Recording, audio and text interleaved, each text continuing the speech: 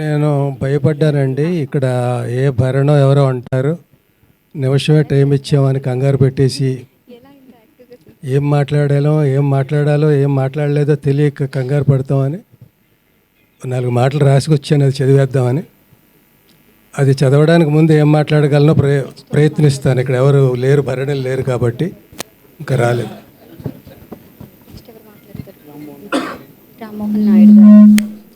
చాలా గొప్ప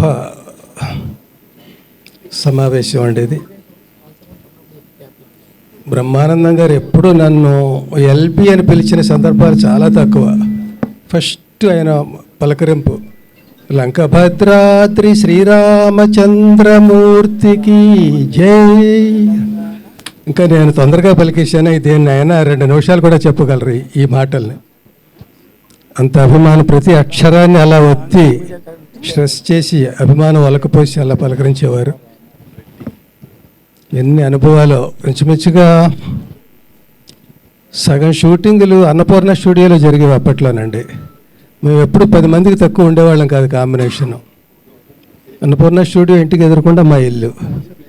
లంచ్ టైంలో సరదాగా అందరం ఒక 5-6 10 మంది మా ఇంట్లో భోజనం చేసేవాళ్ళం. భోజనం నాది కాదు, క్యారియర్లు వచ్చేవి. మా ఇంట్లో ఏవో చట్నీస్, పచ్చళ్ళు, ఆవకాయలు ఇలాంటివి ఏవో పెట్టేవాళ్ళం. అందరూ కలిసి కూర్చొని తిని కబుర్లు చెప్పుకుంటూ జోకులు వేసుకుంటూ అయిపోయాక ఇంకా షూటింగ్కి ఎన్ని పిలుపులు వచ్చినా వెళ్ళబుద్ధి అయ్యేది కాదు. ఈయన అనేవాడు, అరే ఎంఎస్ నాది కూడా నువ్వు యాక్ట్ చేసేసిరా, నేను పడుకుంటాను కాసేపు అనేవాడు. అలా అలా ఎన్ని అనుభవాలు ఇవన్నీ. ఈయన ఒకళ్ళు చెప్పిన జోకు ఇంకొకరికి చెప్పి మిగతా 90 చెప్పి ఎంజాయ్ చేయడం ఆయనకి ఆనందం. అందులో నా జోకులన్నీ తెలివి తక్కువ జోకులుగా ఉండేవి. నేను చేసిన ఏ పనైనా అంతే. వీళ్ళలో నేను చదువుకోని వాడిని, నిరక్షరాస్యుడిని, రచయితను అయిపోయాను. కానీ అవేవో సినిమా డైలాగులు రాయడానికి తప్ప సాహిత్యం అది కాదు. సాహితీ సభలకు నన్ను పిలుస్తూ ఉంటారు. చాలా పొరపాటు చేస్తున్నారు, పిలవకండి, అలాగే ఫూల్ అయిపోతాను నేను, మీరు ఫూల్ అయిపోతారు అంటుంట. అట్లా వీళ్ళ మధ్య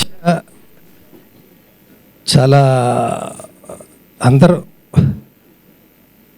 వాళ్ళ సాహిత్యం కానీ వాళ్ళ బ్యాక్గ్రౌండ్ కానీ, ఈయనతో ఒక శైలి, భరణితో ఒక శైలి, ధర్మవరానికి ఒక శైలి, ఇలా ఏబిఎస్, ఇట్లా అందరూ ఎవరికి వాళ్ళే, ఎవరి రంగంలో వాళ్ళ నిష్ణాతులు.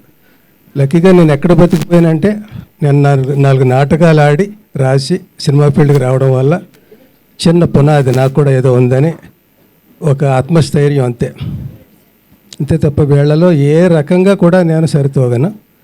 ఎక్కువ ఆ సైలెన్స్తో వాళ్ళు మాట్లాడే విని అందులో నేను ఏమైనా ఒక అపప్రిన్సిపు జోకో మాటో అంటే వాళ్ళు నవ్వుకొని, ఆ నవ్వుని నేను నవ్వుకొని అలాగే గడిపిన రోజులు ఎక్కువ అండి. ఇదిగో ఇలాగే ఎక్కడికో వెళ్ళిపోతుందని అది చదువుతానండి. అంటే ఎన్ని చెప్పినా కూడా ఇంకా మిగులుతూనే ఉంటాయి. అందులో సగం మిగతా వాళ్ళు చెప్పేసినవి అవి ఉంటాయి.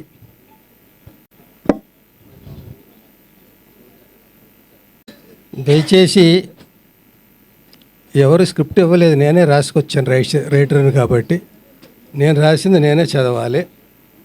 అయితే ఒక్కటి ఏంటంటే, నువ్వు మాట్లాడితేనే బాగుంది, రాసింది చదివితే ఇంకా అసహ్యంగా ఉంది అనుకోకండి. అందరికీ నమస్కారం అండి. ఈ మధ్యన ఫంక్షన్స్కి రావాలంటే భయంగా ఉంది. కారు ఆగి దిగుతుండగానే జనం చుట్టుముట్టి వయసు 70 వచ్చి కొంచెం కాళ్ళ నొప్పులు వచ్చి నడకలో చిన్న తేడా వచ్చినా సెల్ ఫోన్స్ గన్స్లా ఎక్కువ పెట్టేసి షూట్ చేసేసి ఈ నటుడిని గుర్తుపెట్టారా, చూడండి పాపం ఎలా అయిపోయాడో, నచ్చితే లైక్ చేయండి, కామెంట్ చేయండి, షేర్ చేయండి, నానా బేభత్సం చేసేస్తున్నారు.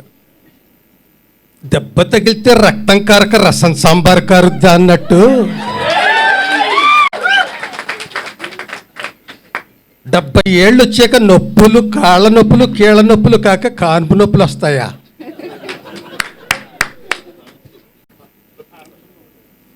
అందరూ బ్రహ్మానందం గారు అయిపోతే హాస్యం బ్రహ్మ పదార్థం అయిపోదు.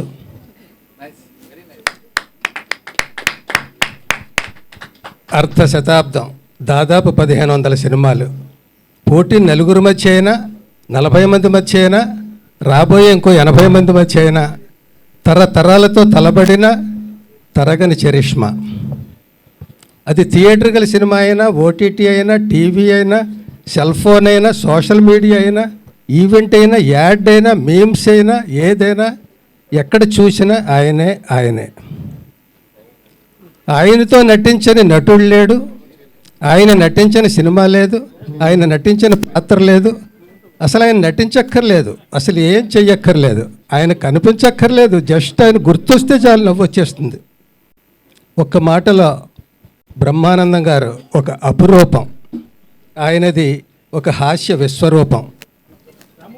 ఆయన పలికిన మాటలు రచయితగా కొన్ని నావైనందుకు, ఆయన పక్కన నటించినందుకు, భావాలు పంచుకున్నందుకు, నవ్వులు పెంచుకున్నందుకు, ఈ బహుదూరపు బాటసారి మహాప్రస్థానంలో కలిసి నడిచిన అడుగులు నావి 4 ఉన్నందుకు మురిసిపోతూ, శతమానం భవతి శతాయు పురుష శతేంద్రియ ఆయుష్యేవేంద్రియే ప్రతిష్టతి.